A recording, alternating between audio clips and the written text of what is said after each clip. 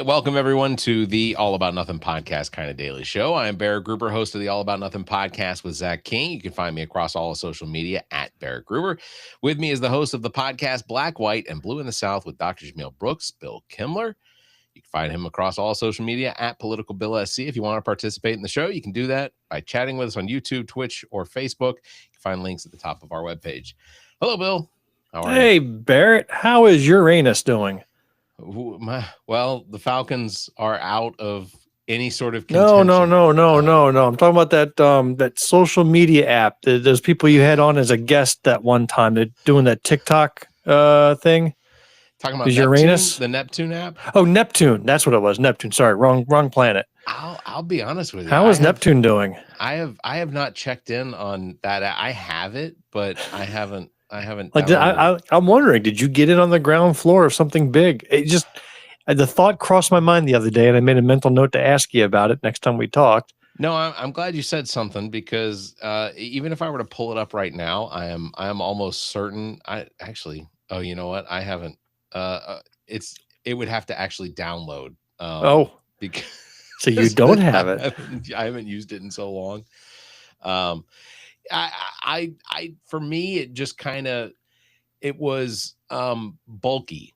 It was more than I wanted to have to, because if I was uploading to social medias, then usually it's pretty easy just to do it. But like on that one in particular, there were certain hoops that you had to go through. You had to put in hashtags and things like that, where on other ones, I could just paste in the description that I had pasted everywhere else, and it just didn't. It wasn't. Well, I mean, they had like a team of 3. It was like the CEO and a marketing person, and then some contractor overseas they hired to do the development. Well, and I was like, all right, the 3 of them are going to take on TikTok. I was like, all right, you go, girl, go for it.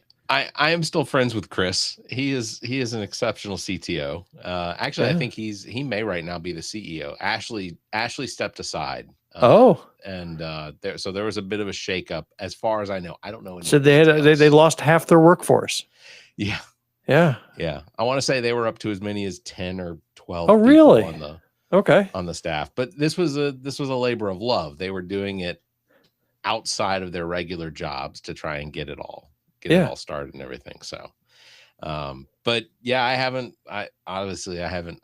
been using it. I haven't uploaded to it. I haven't even checked in on it to see how many users. In fact, I was about to see, so it did just finish downloading. So I can tell you which user I was or is on the Neptune app.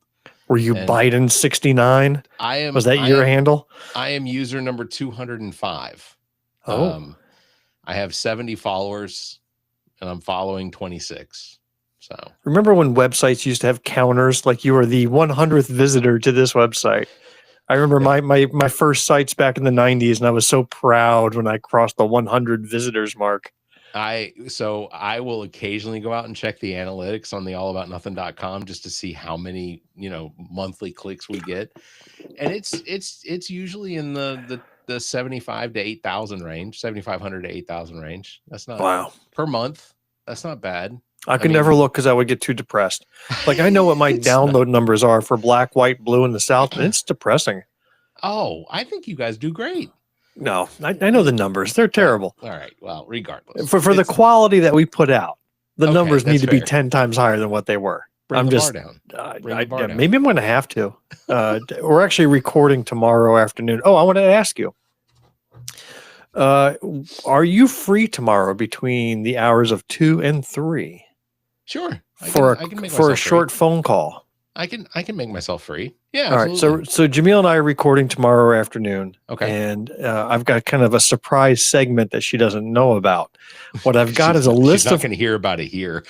No, she won't. That's why I'm asking you right now. Like, this is just you and I are talking. Nobody else is here. Quit paying attention. Yeah.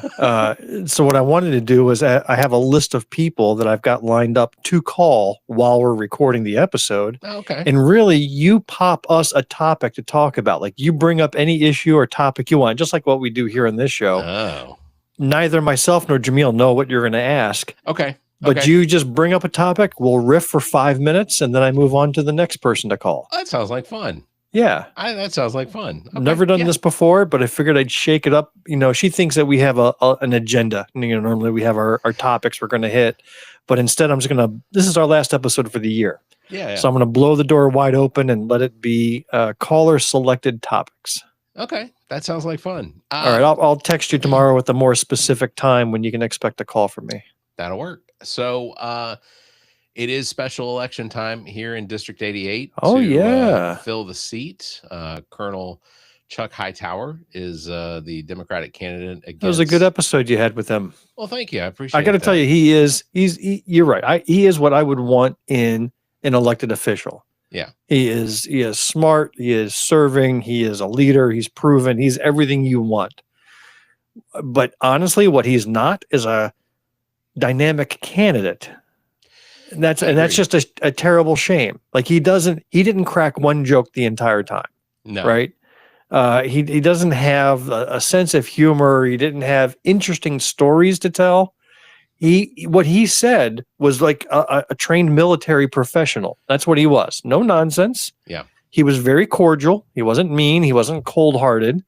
He was just, you asked a question. Here's the answer. I'm going to answer it clearly and with great ideas. And yes, he serves best representative Lexington will ever have had. Yeah, no doubt. I think it's been fun getting to know him. I have told several people he reminds me a lot of my godfather who passed away about a year and a half ago, and he is a very pleasant individual. I feel like he has the potential of swinging voters his direction. The only thing we have to worry about is the turnout, is getting enough people to turn out. And I will say, I got my mailer, I got my postcard in the mail today, encouraging people to vote. And I know a lot of people in the neighborhood got them. But one thing you guys didn't bring up in that interview at all, you didn't talk once about the predecessor in that seat. Yeah, and that was, you didn't bring it up, and to me that's such a slam dunk to talk about. Why wouldn't you talk about that? So that was part of his strategy is that that isn't something that he wants to do because he thinks that would potentially turn away. And I've seen it. I mean, I've seen Katrina Shealy has posted things on her Facebook that I ultimately have responded to things on her Facebook from people that are responding to her about one guy tonight said, she mentioned Colonel Hightower and she has endorsed him. And I'm going to show you a video in a second of how you get a Katrina Shealy endorsement.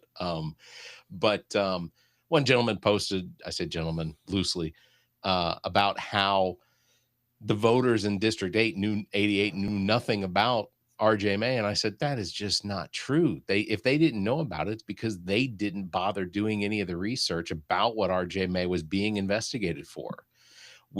It was readily available. It was front page news. I mean, you couldn't get away from it. RJ May got elected not because people went down the ballot and purposely voted for him. It's because they pulled the Republican ticket and they ignorantly used their vote. They didn't bother to do.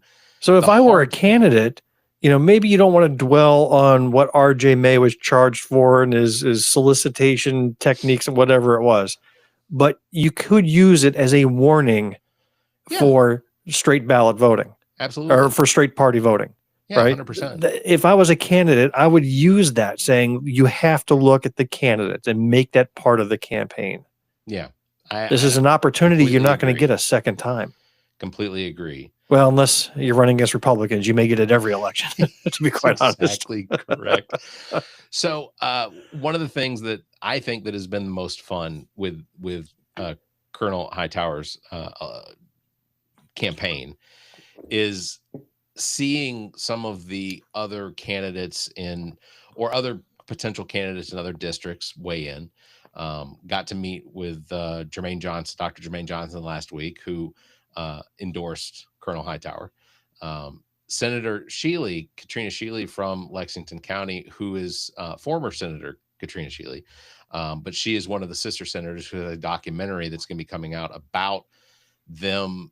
She and the other four senators, the other four female senators that they wouldn't be sister senators if they were all men. Yeah, not in this state. But none of them are currently holding office anymore.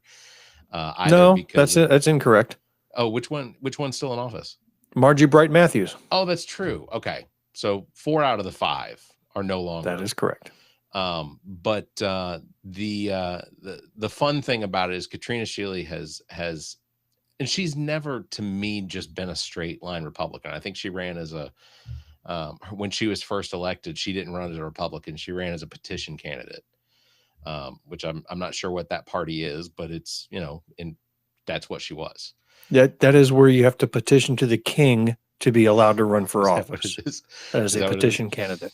That didn't work out well for the person that is now in her office, because he posted videos and images of him on signs with Donald Trump, and then got a cease and desist order from Donald Trump's campaign. Who did unseat her? I don't remember.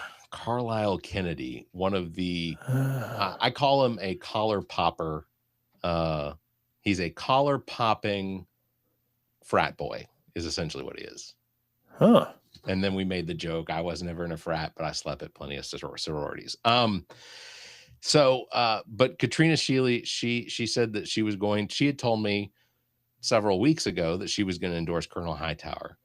And then when we were at the event last week with Hightower and Dr. Andrews and Dr. Jermaine Johnson, I found out that the deal was, in order to get Senator Katrina Shealy's endorsement, you had to kiss one of her donkeys.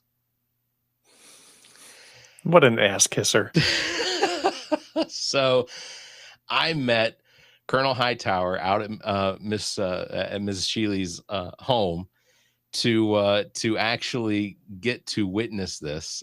So this is just a part of the video of trying to get this donkey to be kissed, which is I think this is just outstanding. Oh, come on, really? Let's try again. I'm trying. That was outstanding. That was definitely outstanding. This is one of the frustrating parts about the whole Google sharing whatever. So here we go. I'm assuming you're not getting audio, so let me fix it so that there's audio.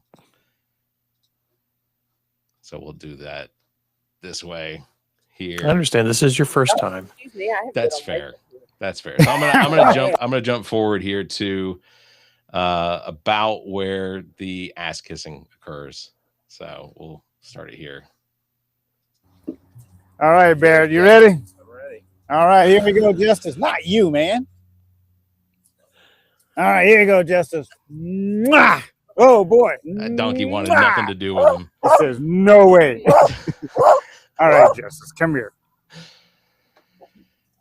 All right, was that good enough? Not really. Uh-oh, I can tell right now I didn't pass the test. Whoa!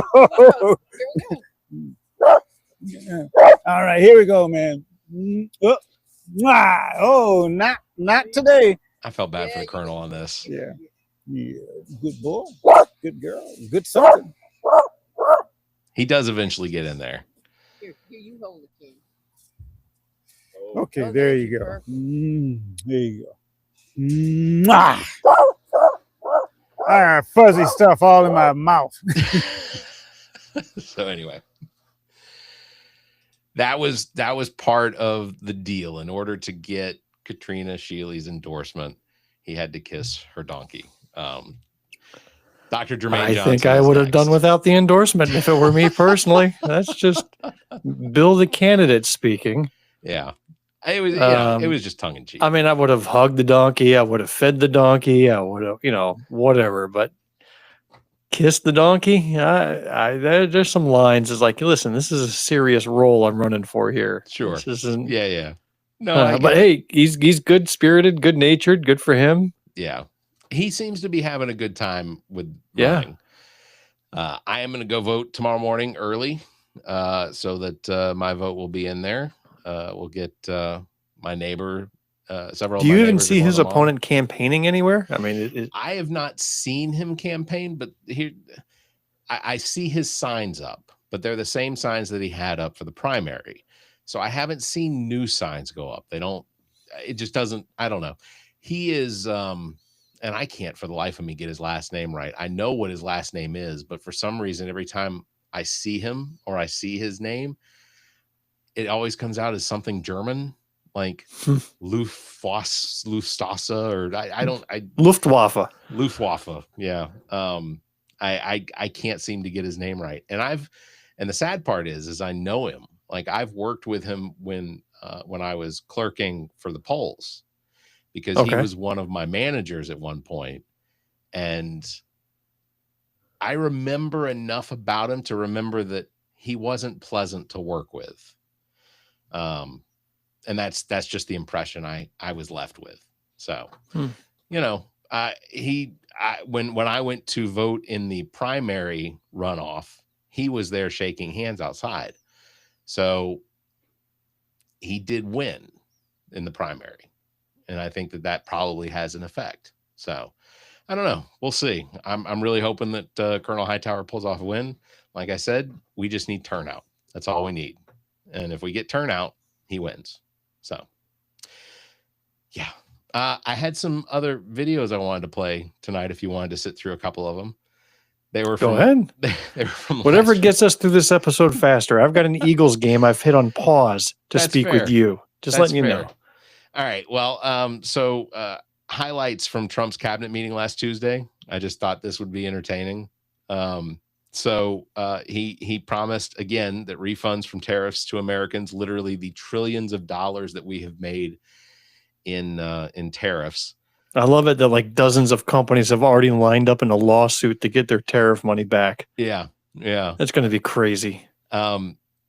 Mostly what I got was that he thinks that with all of the tariff money that's coming in, Americans may not have to pay income taxes anymore. It's a bold claim, considering our income taxes bring in what, $4.7 trillion every year. What's your prediction about the Supreme Court? Are they going to uphold this or are they going to knock it down? Again, the claim is Trump has initiated these tariffs unilaterally by invoking some sort of emergency, right? He invoked emergency powers, claimed that we were in a war or something, and then was able to implement tariffs without approval of Congress. So now it's going to go to the Supreme Court. Did he exercise exercise his authority properly, or did he overstep? I don't know how to predict the Supreme Court. I'm going to guess that they uphold it. I'm also concerned that they're going to uphold the birthright citizenship. The challenge. The challenge against his executive order for birthright citizenship. In that, look, birthright citizenship has been codified, one, in the Constitution, in the 14th Amendment. Secondly, it was codified by Congress in law in like 1800 something.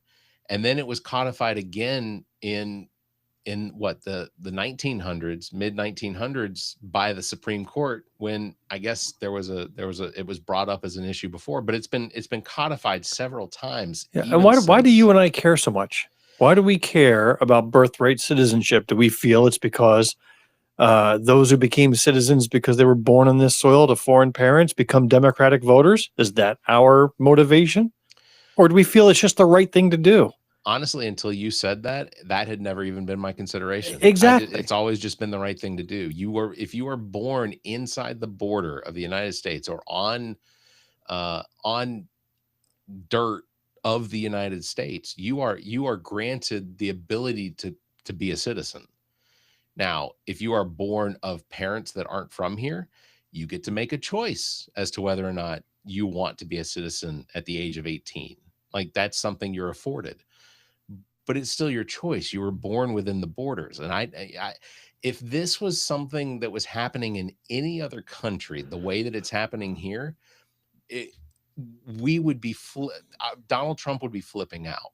Hey, does it count if you are born within the borders in airspace? Let's say you're on an intercontinental flight. You were flying out of the country, but you were born in the cockpit or in passenger seat, emergency birth while you're still in U.S. territory. Are your parents citizens? No. So it's the same story. It's a whole birthright citizenship thing. I'm just saying that if you were born on soil, all right, you're birthright citizen. But what if you were in the air? What if you were in American airspace? That's a good question. I think that would probably, I think your citizenship would probably depend on the departure or the arrival. I think.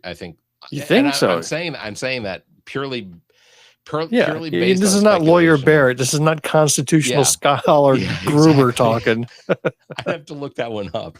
Honestly, I'd probably invoke ChatGPT on that one. I wonder what ChatGPT would say. Can you do that now? Yeah, I'll look that up. Let me pull that up. Is a child while born flying over U.S. airspace considered a natural born citizen or a birthright citizenship? We're going to go straight to Gemini for that one because I feel like Gemini is probably going to be the most appropriate. Let's take it to Grok over on X. I want to see what it says. Have you heard some of the offensive things that Grok says? It's bonkers. It is insane. Hey, Gemini, if you are born on an international flight that is flying over the United States, but you are born to parents that are not citizens of the United States because of your relative placement on Earth above the United States, would you be a citizen? I'm trying to make sure she understands. Would you be a citizen of the United States? I couldn't understand your question.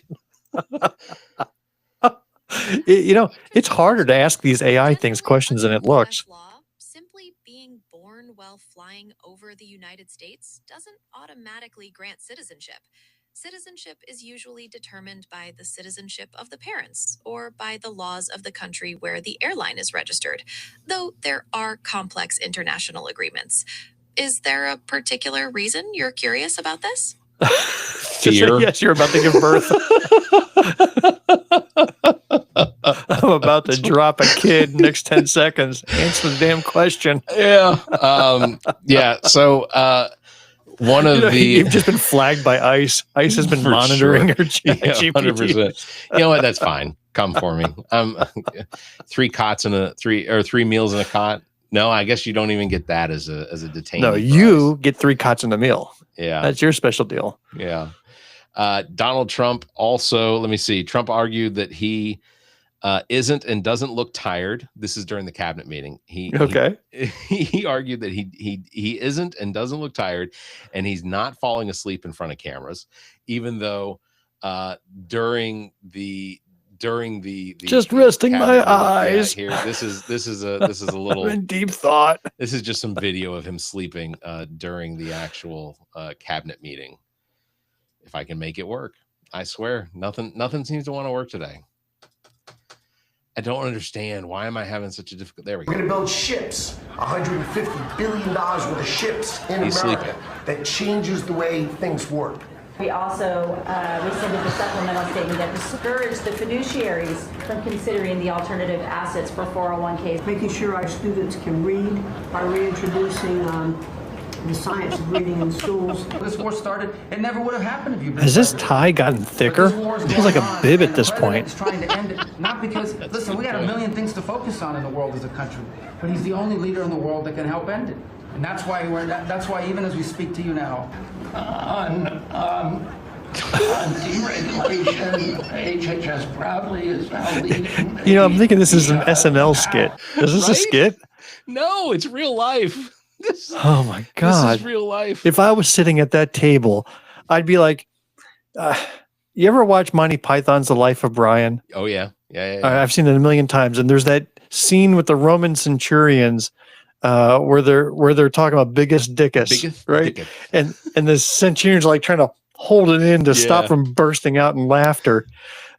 I would be like that at the table. That would be me in the cabinet role, just holding it in, peeing my pants, trying not to laugh out loud. Kristi Noem thanked Donald Trump for protecting the United States from hurricanes this year. Okay, good. Because we had multiple major hurricanes that out at sea that somehow fizzled out. Yeah, the majesty of Donald Trump prevented from his Donald Trumpiness. Yeah, stop the hurricanes. Yeah. He did. He also appeared to sleep through a lot of the accolades that were being presented to him.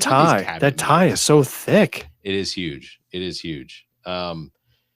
Yeah. So this is what I was thinking. The next president of the United States, which will be a Democratic president, you know how Trump has spent his entire term so far mocking, insulting, denigrating denigrating Biden and the previous president, right? And went even so far as to put the photo of the auto pen in place of Trump's portrait in the hall. So I would love the next president to come in, put Biden's portrait up where it belongs. And then in Trump's portrait, it would be Sleepy Don.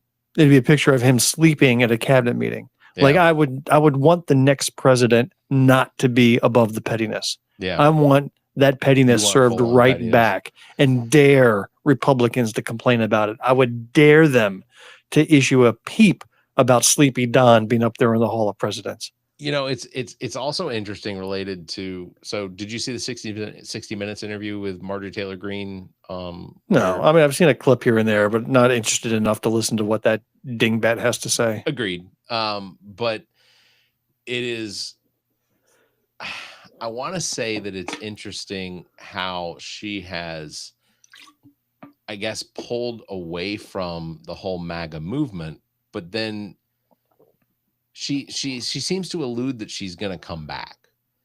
Like this is a hiccup in her potential political career. Now I know she's not running for governor. I know she's no longer running for Senate. She's dropped her seat and she'll be out of office by January 5th. But in the wake of all of that, it sounds like there's potential. So we know, so I think when the House comes back into session, there's talk of there potentially being 20 or so Republicans that are going to sign on to an impeachment of Donald Trump. Like there's enough momentum that there may be another impeachment of Donald Trump, a third impeachment. It doesn't matter. We already saw what happened in the last impeachment. So you get the Senate, who's all in line, not a spine found among them. Yeah, it's performative. Yeah, you know what though? To have Donald Trump be the president that's been impeached 3 times, and I believe that in 2026, 2027, when the Democrats take over the House again, we'll have nothing but impeachments. I think. But we've got the most bankruptcies that we've had in 15 years occur this year. Yeah, small businesses are collapsing. It's a disaster and a train wreck that was foretold by everybody, and they still went and pulled that line for some reason. I don't know, but America's got to learn. I don't know how else to do it. We tried to protect the country from this, and they said, nah. We will we'll wrap up tonight's episode on some good news. Jimmy Kimmel's contract has been extended for another year. I heard it was 100 years. It was extended. As well, I mean, if Disney, for as long as he lives, they want him to be around when Disney's head gets really just extended 1 year. I thought contracts are like 3-5 years, sometimes 3-5 years. But I think ultimately, I said this when he got suspended back in September or whenever it was. I said this. He's been doing the show since 2003. Ultimately, he's got to be thinking about either retirement or what's next. Because think about another contract negotiation that must be underway. You've got Howard Stern, whose contract is up this month. Yeah, he's done. Is it going to get renewed over at SiriusXM or no? I believe that SiriusXM is probably doing everything they possibly can to try and keep Howard Stern on. But he's 70 years old, right? I mean, he's over 70, over 70, 71, something like that. But like, ultimately, Howard Stern has got to be thinking about, why do I want to keep doing this? Like, I would have figured if he had made his decision to retire, then the last 3 months would have been his farewell tour. Agreed. Like, it would have been a big bash leading up to his last episode ever. One thing I did not anticipate is him going out in a quiet whimper. Agreed. But it seems like that may be the case. I think that the likelihood is that it's not going to be a full 5-year term. I think that he is coming. I think he will come back. I think Howard Stern will come back, but it will be for like the same sort of thing with Jimmy Kimmel, a 1 year, or even Jon Stewart into next year. Like they'll do it to next year. And then next year they'll decide. Essentially, I think what they're doing is they're just leaving it up to Howard Stern or Jon Stewart or whoever as to how long they want to continue doing it. There's money to be made. I mean, SiriusXM doesn't make the greatest money in the world, but Howard Stern brings in a lot of the money that they get. And I think that they're desperate to keep him. Well, I'll tell you, I don't listen to satellite radio. I don't have a subscription. I think the way satellite killed broadcast radio, terrestrial radio, it certainly did. I think podcasts have killed satellite radio. I agree. I mean, I listen to nothing but it's either podcasts or music. That's the only two things I listen to. I don't listen to any Sirius XM talk shows and nothing live. Yeah, no, I completely agree. And, but ultimately Howard Stern is the one that I do still listen to. It's 3 days a week. It's not a huge commitment. I usually listen for like the first hour and a half, 2 hours. And I still enjoy the content. I still enjoy listening to Howard and Robin just riff off each other.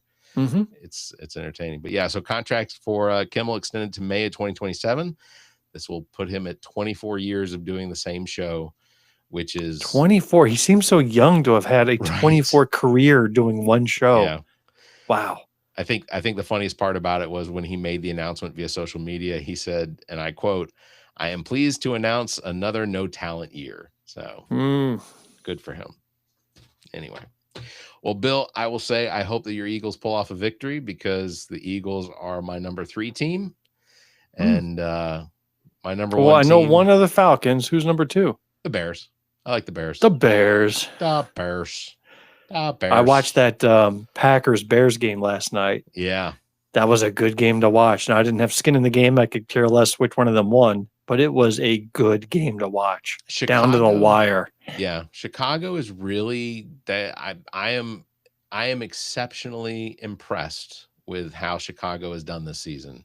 Surprised everybody. The biggest surprise, I think, are the Patriots. Yeah. Who predicted them to have the best record in the NFL? Not me.